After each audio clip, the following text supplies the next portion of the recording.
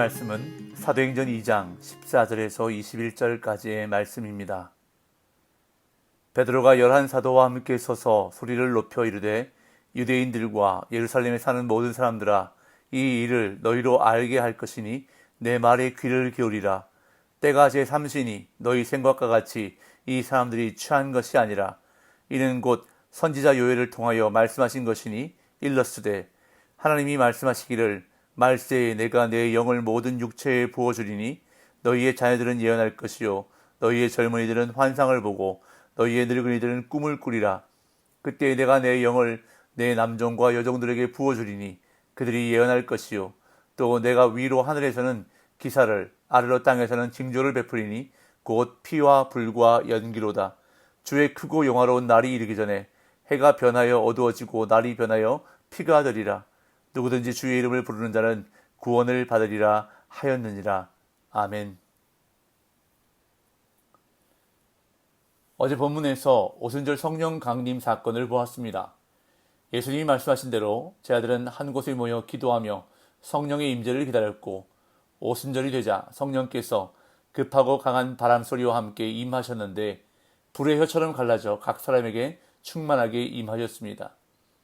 이에 제자들은 성령이 말하게 하심을 따라 각 나라의 방언으로 말했는데 오순절 절기를 지키기 위해 여러 나라에서 예루살렘으로 온 경건한 유대인들이 그것을 보고 두 가지 반응을 보였습니다. 하나는 놀람과 당황함이었고 다른 하나는 조롱이었습니다. 조롱하는 사람들은 제자들이 새 술에 취했다고 말하며 조롱했습니다. 이에 오늘 본문에서 베드로는 11사도와 더불어 모여든 사람에게 오순절 성령 강림 사건에 대해 설명합니다. 사도행전에 등장하는 베드로의 설교 가운데 첫 번째 설교가 시작되고 있는데요.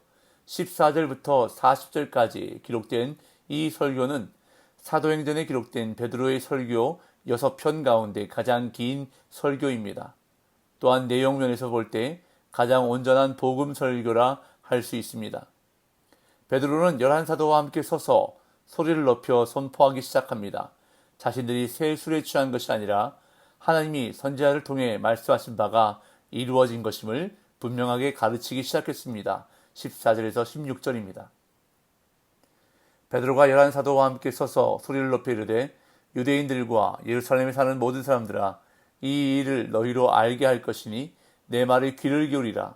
때가 제3시니 너희 생각과 같이 이 사람들이 취한 것이 아니라 이는 곧 선지자 요엘을 통하여 말씀하신 것이니 일렀으되.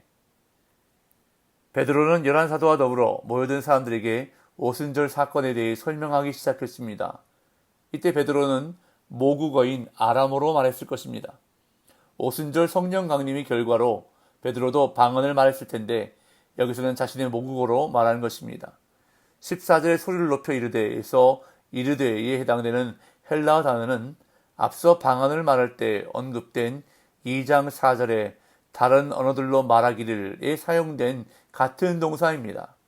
이로써 베드로가 방언으로 말한 내용이나 오늘 본문에서 오순절 사건을 설명하는 내용이 모두 성령의 영감을 받아 한 것임을 알 수 있습니다. 베드로는 먼저 조롱하는 사람들을 반박하면서 오순절 사건의 의미를 설명하기 시작합니다. 여기서 베드로 설교의 핵심은 오순절 성령 강림의 결과로 나타난 방언 현상이 조롱하는 자들이 말하는 것처럼 술에 취한 것이 아니라는 점입니다. 지금은 술에 취할 시간이 아니라고 베드로는 말합니다. 유대 시간으로 제3시는 오전 9시를 가리킵니다. 상식적으로도 이른 아침부터 여러 사람들이 술에 취할 수는 없다는 것입니다. 이어 베드로는 이 사건을 구약에 등장하는 요엘 선지자의 예언이 성취된 것으로 설명합니다. 이는 곧 선지자 요엘을 통하여 말씀하신 것이라고 베드로는 말합니다. 즉 하나님께서 선지자 요엘을 통해 말씀하신 것이라고, 말씀의 주체가 요엘이 아닌 하나님이심을 분명히 밝히고 있는 것입니다. 그런 다음 베드로는 선지자 요엘을 통해 주신 하나님의 말씀을 전하며 말세의 모든 사람에게 하나님의 영이 임할 것이고 그들이 예언하게 될 것이라고 말합니다. 17절 18절. 하나님이 말씀하시기를 말세에 내가 내 영을 모든 육체에 부어주리니 너희의 자녀들은 예언할 것이요 너희의 젊은이들은 환상을 보고 너희의 늙은이들은 꿈을 꾸리라. 그때에 내가 내 영을 내 남종과 여종들에게 부어주리니 그들이 예언할 것이요. 여기서 베드로가 인용한 구약 성경은 요엘서 2장 28절에서 32절까지의 말씀인데요. 제가 한번 읽어보도록 하겠습니다. 그 후에 내가 내 영을 만민에게 부어주리니 너희 자녀들이 장래일을 말할 것이며 너희 늙은이는 꿈을 꾸며 너희 젊은이는 이상을 볼 것이며 그때에 내가 또 내 영을 남종과 여종에게 부어줄 것이며 내가 이적을 하늘과 땅에 베풀리니 곧 피와 불과 연기 기둥이라. 여호와의 크고 두려운 날이 이르기 전에 해가 어두워지고 달이 핏빛같이 변하려니와 누구든지 여호와의 이름을 부르는 자는 구원을 얻으리니 이는 나 여호와의 말대로 시온산과 예루살렘에서 피할 자가 있을 것이며 남은 자 중에 나 여호와의 부름을 받을 자가 있을 것임이니라. 선지자 요엘이 이 말씀을 전하던 당시 그 땅은 메뚜기 떼로 인해 황폐해져 있었습니다.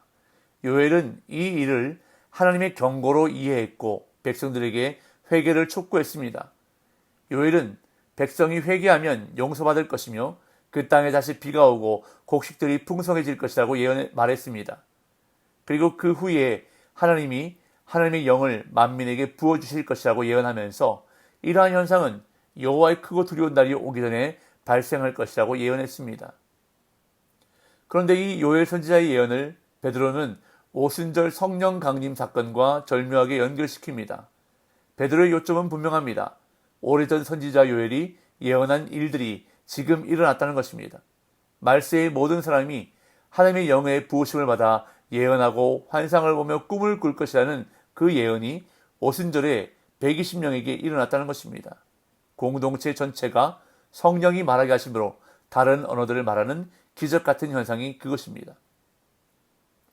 또한 여기서 자녀, 젊은이, 늙은이, 남종과 여종들은 특정한 계층을 말하는 것이 아니라 모든 육체를 가리키는 제휴법적 표현입니다. 이전까지는 왕, 선지자, 제사장 등 특별히 선택된 사람에게만 임했던 성령이 모든 사람에게 부어지는 시대가 왔다는 뜻입니다. 남녀노소, 빈부귀천을 구분하지 않고 일어날 것임을 나타내고 있습니다. 그리고 환상을 보고 꿈을 꾼다는 표현은 서로 다른 두 개의 활동을 의미하는 것이 아니라 공통적으로 예언 활동과 관련이 있습니다. 사도행전에서 환상은 예언과 연결되어 중요한 역할을 하는 것을 앞으로 보게 됩니다. 베드로는 계속해서 요엘의 예언을 인용하는데 피와 불과 연기의 징조가 있을 것과 주님의 크고 영화로운 날이 이르기 전, 즉 하나님의 나라가 완성되기 전 해가 어두워지고 달이 변해 피가 되는 격변의 시기가 있을 것이라는 예언을 인용합니다. 19절 20절. 또 내가 위로 하늘에서는 기사를 아래로 땅에서는 징조를 베풀리니 곧 피와 불과 연기로다. 주의 크고 영화로운 날이 이르기 전에 해가 변하여 어두워지고 달이 변하여 피가 되리라.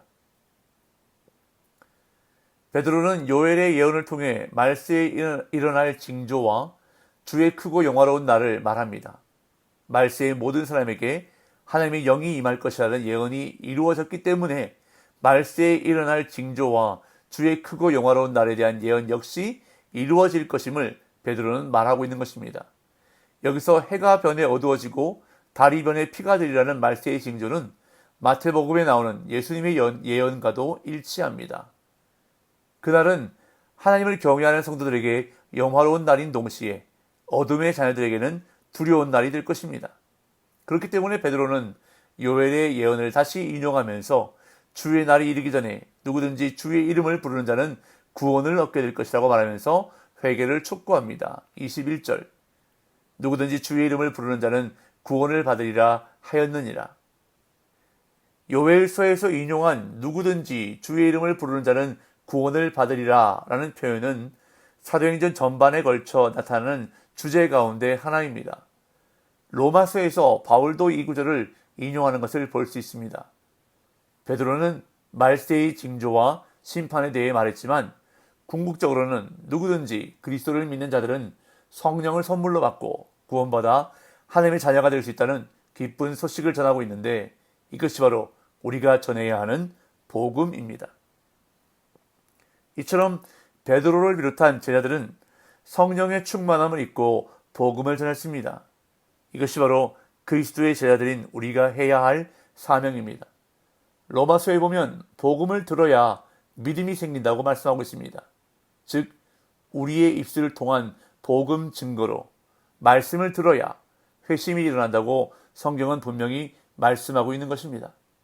사도행전에 나타나고 있는 놀라운 부흥의 역사, 구원의 역사는 바로 사도들과 성도들이 복음을 말로 전했기 때문에, 예수님을 입으로 증거했기 때문에 일어났던 것입니다.